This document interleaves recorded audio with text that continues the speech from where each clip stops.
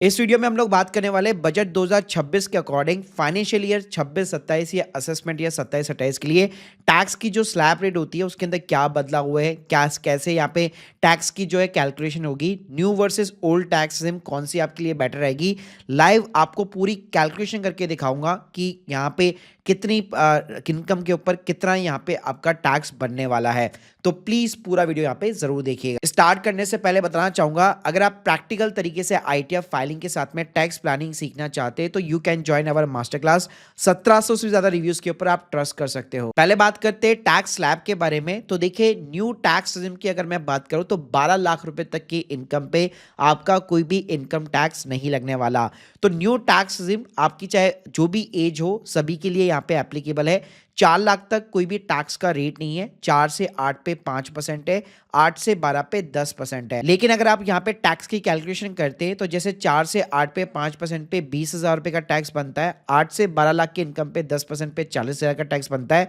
तो ये दोनों ही यानी कि टोटल 60,000 रुपए की गवर्नमेंट आपको टैक्स की रिबेट देती है। इसका मतलब सिंपल सा ये है कि अगर किसी पर्सन की इनकम 12 लाख के रुपए के नीचे है तो ये 60,000 रुपए की उसको रिबेट मिल जाएगी और गवर्नमेंट आपसे कोई भी इनकम टैक्स यहाँ पे चार्ज नहीं करेगी। लेकिन अगर आपकी इनकम 12 लाख से ज्यादा होती है, यानी कि अगर 12 के 16 से लाख के ब्रैकेट में है अगर आपका, तो 15% का टैक्स रेट है। 16 से 20 पे 20% का है, 20 से 24 पे 25% का है और अबाउट द 24 30% का टैक्स रेट है। बाकी अगर मैं ओल्ड टैक्स सिस्टम की बात करूं जहां पे आपको पर्टिकुलर डिडक्शंस भी देखने को मिलती है, जैसे एटीसी के अंदर 1.5 लाख रुपए हो गया, हेल्थ इंश्योरेंस की डिडक्शन, अगर आपने होम लोन लिया हुआ है उसकी डिडक्शन, आपके बैंक के इंटरेस्ट की डिडक्शन, तो ऐसी कई सारी चीजें वहां पे देखने को मिलती है। लेकिन वहां पे अगर आप स्लैब रेट देखेंगे तो अगर आपकी एज बिलो द 60 है तो 2.5 लाख रुपए तक जीरो है, 2.5 से 5 पे 5% है। लेकिन ये भी आपको एज ए रिबेट 12,500 की मिल जाती है। तो 5 लाख के नीचे अगर ओल्ड टैक्सेस में अगर आप जाते हैं तो कोई भी आपका इनकम टैक्स नहीं लगेगा।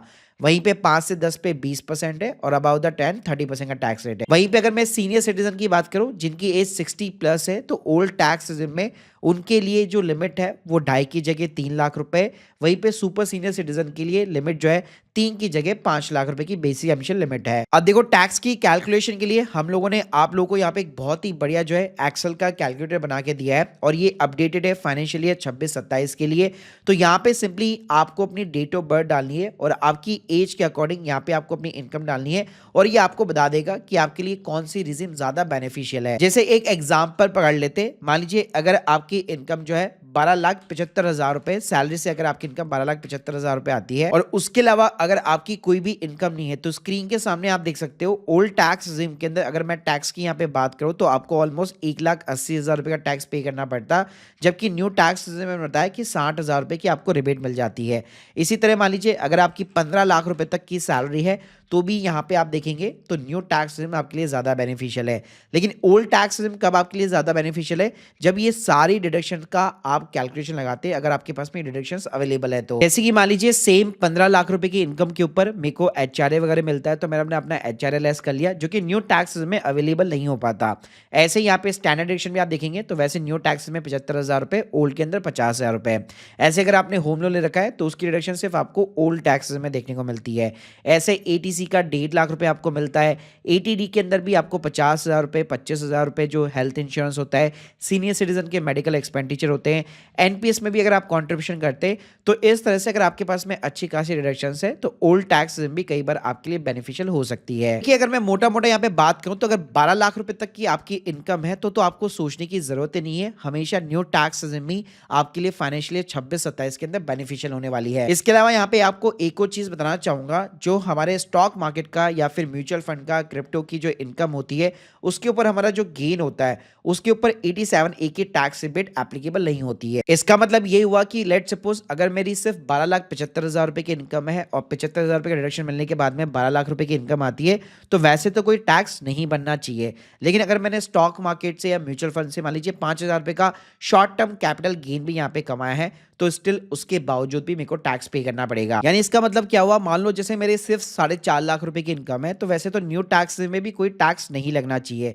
लेकिन मान लीजिए 5,000 रुपए की आपकी कोई शॉर्ट टर्म कैपिटल गेन है तो इस 5,000 रुपए की इनकम की वजह से अगर आप देखेंगे तो स्टिल आपको यहाँ पे जो है शॉर्ट टर्म कैपिटल गेन के ऊपर जो आपका टैक्स बन रहा होगा 20% का, या फिर लॉन्ग टर्म कैपिटल गेन के ऊपर 12.5% का, वो स्टिल आपको यहाँ पे अपनी जेब से पे करना पड़ेगा। तो जो अभी बजट पेश हुआ है उसके अंदर बेसिक इनकम टैक्स स्लैब के अंदर कोई भी चेंजेस नहीं किया गया है, यानी जो पहले एप्लीकेबल थी वही सेम चीज है।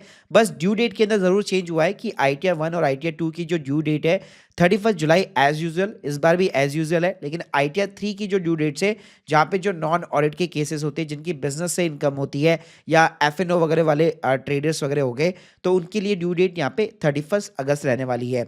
इसके अलावा अगर आप अपनी ITR को करेक्ट करना चाहते, रिवाइज करना चाहते, तो पहले ड्यू डेट जो है 31 दिसंबर हुआ करती थी, उसको भी एक्सटेंड करके 31 मार्च कर दिया गया है, लेकिन वहां पे आपको 1000 से 5000 रुपए तक की एक्स्ट्रा पेनल्टी भरनी पड़ सकती है। सो अल्टीमेटली अगर मैं बात करूं तो फाइनेंशियल ईयर 26-27 यानी असेसमेंट ईयर 27-28 के लिए न्यू टैक्स में स्टिल 12 लाख रुपए तक की इनकम आपके लिए टैक्स एग्जेम्पशन रहने वाली है। बस इस चीज का ध्यान रखिएगा, शॉर्ट टर्म कैपिटल गेन बनता है या लॉन्ग टर्म कैपिटल गेन बनता है तो उस पर आपको एक्स्ट्रा टैक्स पे करना पड़ सकता है। बाकी गाइस अगर आप डिटेल के अंदर सीखना चाहते हैं तो link in the description box, और आप लोग के अगर कोई भी डाउट्स है कमेंट बॉक्स के अंदर जरूर बताइएगा। Thank you guys, thank you very much.